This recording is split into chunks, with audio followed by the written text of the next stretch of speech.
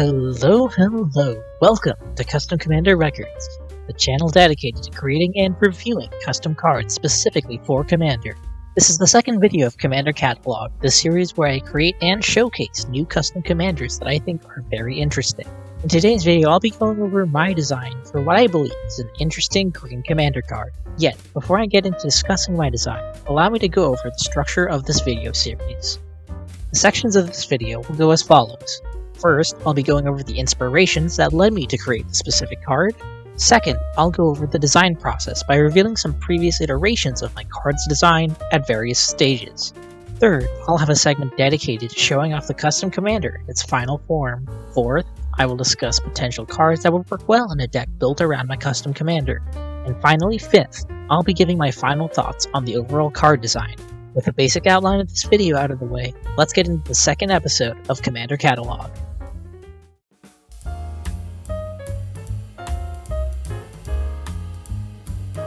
With creating today's card, I have a little story to tell. It all started with a little fun draft game I had recently. I was playing with some friends who decided to open up a draft booster box of the set Strixhaven School of Mages. In our pot of 6, we all divvied up 3 packs, passed it around the table, and played a couple games with our new 40 card decks. In drafting, I obtained 3 copies of a card called Master Symmetrist, and since I had 3 of it, I thought it'd be amazing to have them affect cards like Karok Wrangler and Body of Research in my little draft deck. I then proceeded to lose all the games I played against my friends, who decided to use cards like Fracture and Baleful Mastery. It was still fun, but the card Master Symmetrist never left my mind, because afterwards, I thought it was so interesting and unique that it cared about a creature having equal power and toughness. Because of that, this led me into my inspirations for today's card design. This leads into the second section of this video, which details the design process of creating today's card. I had decided to make sure I focused on one thing, and one thing only, a commander dealing with equal power and toughness in some way. Since I was creating a creature card, I had a lot of things to focus on. I had to decide its name, mana value, card types, color, abilities, and its power and toughness. With all of these to decide on, I didn't have much to go with. However, I did know 2 things. First, I wanted it to be based in the color green. Whether it would be multicolor or not was up in the air. Second, I wanted a name that sounded like the creature had come from a tribe of warriors, mystics, or even druids. To do this, I basically slapped some random keys on the keyboard until I got something close to a name. One set of letters came up as this. I'm not going to even try to pronounce it. However, I did like the apostrophe. I played around with some of the letters around it and tried to keep that apostrophe in it and created the name Okmer. With this part of the name, I felt like the rest of his title could be figured out later. Yet, the rest of the things I wanted from the card fell off from here. I didn't have any fun card types I wanted this creature to be, and I most certainly couldn't decide its mana value or power and toughness without knowing its abilities, and because of that, I decided to start there. In creating Okmer's design, I had made a rudimentary design, with a focus on 2 things, the mechanic of magecraft and the emphasis on equal power and toughness. Here was the original design. It only had 2 abilities on it. The first was Ward 3. Ward is an ability which states that if a spell or an ability would try to target the permanent, it is countered unless a cost is paid. It can be as simple as an extra amount of mana that is taxed onto a spell, as seen on cards such as Adrix and Nev, Twincasters, or Rhymeshield Frostgiant. It can also be in the form of different payments. Some examples of these costs can be seen on cards like Owlin Shieldmage and Sedgemoor Witch. I went with the former and made the first ability of Ward only have opponents needing to pay 3 more mana. Okmer's second ability went as follows. Magecraft. Whenever you cast or copy an instant or sorcery spell, target creature you control gets base power and toughness equal to Okmer's power and toughness until end of turn. This was a good place to start. It fulfilled my focus on dealing with equal power and toughness, and fit with a card on Strixhaven since my original inspiration was from Master Symmetrist. Yet, I realized that after looking at the card's initial design, I had 2 major problems. My first problem with this card was that it was very similar to an already existing card, Octavia Living Thesis. While not necessarily the same text, Okmer functionally did the same abilities. I intend to make either mostly original designs or iterate on previous designs in Magic the Gathering to make them more interesting for this series. Therefore, I don't want similarities with already existing cards. My second problem with this card was that I didn't want this card to be locked down to a certain plane. As much as I like Strixhaven, I think that there could be some better design where it doesn't have to rely on the plane-specific mechanic of Magecraft. Therefore, I went back to heavily redesign to Ordok. In redesigning to Ordok's abilities, I was going to have to figure out something that Green had that I could iterate on. I wanted it to be related to something that Green was known for. So, I started listing some ideas Green was synonymous with: ramp, +1/+1 counters, and big creatures. These were all things I knew Green does well, so let's go through each of them in my thought process. First, ramp. Ramp is an important part of a lot of decks which include Green, but ramp has been heavily explored in strategies like Landfall with commanders like Azusa, Lost But Seeking, and Omnath, Locus of Rage. I didn't think I needed to make another commander which focuses on this archetype. Next, how about +1/+1 counters? It's an interesting archetype, but how would I make it different than the rest of the other commanders for it? There's already a plethora of powerful +1/+1 counter commanders, like the partner pairings of Pure, Imaginative Rascal, and Toothy, Imaginary Friend, as well as Vorinclex, Monstrous Raider. However, I did leave this on the table because I did think there was some room to grow in this style of play. Lastly, what about big creature decks? These could be seen in commanders like Xenagos, God of Revels, and Ghalta, Primal Hunger. That could also be very interesting to do, since unlike Landfall decks, you can still do something interesting with big, powerful creatures. Yet, I went back to thinking about how I originally started with this card on Strixhaven. I already decided I didn't like having an ability focused on Magecraft, so maybe I should have it focused on instants and sorceries. If I was doing that, I don't know how I would relate to big creatures, so I decided that it should go into a counter stable. Here's the most cohesive form that he took next. At this point, I had decided to make him mono-green rather than multicolored, because I wanted to be more in line with the homage to Master Symmetrist. Now, he still had only 2 abilities, however, they were drastically different from his original design. First, he had Trample, just allowing him to deal more damage with all the counters that he would accrue. Second, he had the ability of, whenever you cast an instant or sorcery, put a +1/+1 counter onto each creature you control. If it targets only to Ordok, put 2 +1/+1 counters on each creature you control instead. While this design was okay in my eyes, a new problem arose. The issue with this new version was that the original intent of my vision for design was gone. I still wanted to focus on dealing with equal power and toughness in some way. Sure, it still gave equal power and toughness to all your creatures in the form of +1/+1 counters. However, that's not what I really wanted. A positive I did have with this design was the originality of it focusing on instants and sorceries to turn into a payoff of +1/+1 counters.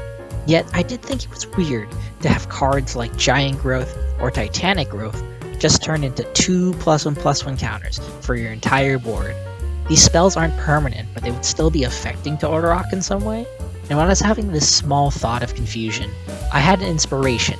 With the thought of Giant Growth and Titanic Growth on my mind, I had come up with a new design that I thought would be extremely interesting, different, and carve a distinct identity for to Ordok. I created the third design of this new commander very quickly. Here is the final form with all of the abilities on him. As you can see, Ordok still had Trample, but he now had a new ability which stated the following: instants and sorceries you cast that affect the power and toughness of creatures you control in equal amounts, instead give that many +1/+1 counters to those creatures. I really like how this ability translates into the game of Magic the Gathering. Random instants like the aforementioned Giant Growth and Titanic Growth which inspired this ability would now become permanent buffs rather than just temporary ones, giving a home to cards people would have never used before, which is the whole point of Commander. I was also so happy that this new ability went back to what I wanted to focus on: equal power and toughness. This was a win on both sides in my opinion, by creating an ability never seen before and one that would utilize cards not typically used. I believe I created something really unique. With the ability out of the way, I could decide on other aspects of the card. I needed to choose the rest of his name, his creature types, his mana value, and his power and toughness. The ability now felt like Tooraq was channeling strength and becoming one with the spells you were casting. While Tooraq, nature's channeler, does sound cool. I felt that in gaining his power, he became truly one with nature, and because of that, I decided on the full title of Tooraq, Nature's Fury. With a name like that, I think it fits the strength of green, and how Tooraq is using the spells you cast. And because of the name, I think that the creature types of Beast and Druid work well with him. He's not a mindless beast, and he's not just a druid who channels nature. He's a combination of both aspects. Lastly, I decided his mana value, power, and toughness. Because this card started with Master Symmetrist, I decided to end it the same way. I decided to make his mana value, power, and toughness all equal to 4. However, I did make Tooraq need 3 pips of green mana to ensure that he stayed strictly in mono green. With all of these out of the way, it was time to finally decide on the art for the card. In choosing the art for Tooraq, I wanted something that had a beast-like man who was ferocious and strong. With a name like Nature's Fury, I didn't want to disappoint him. With so much art to choose from, I decided to try and start by using art from Deviantart user Okmer. His posting was titled Masters of the Universe Fan Art Beastman, and it truly looks amazing. Yet when trying to use the art, I didn't think it fit the flavor of how the name worked. However, I still wanted to showcase the art because I think it's really cool. Afterwards, I kept looking around and found the card game Elder Scrolls Legends. In this game, there's a card called Child of Hircine, and when I saw its art, I knew it evoked exactly the same kind of flavor I wanted from this card. However, I do have a confession to make. As I intend to credit each and every artist I mention on this series, I had an extremely hard time finding the artist of this work. I did, however, track a posting that was listed on Tumblr.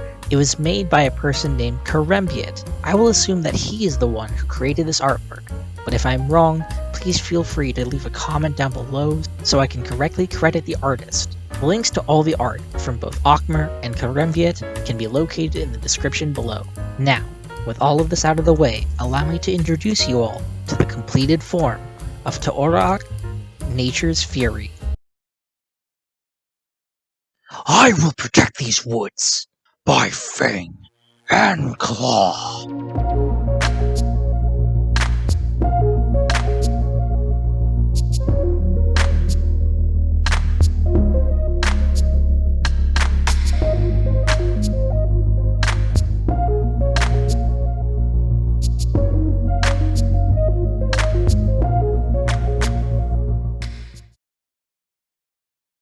Now before giving my final thoughts, allow me to go over some card suggestions that I think would work well in a deck based around this commander.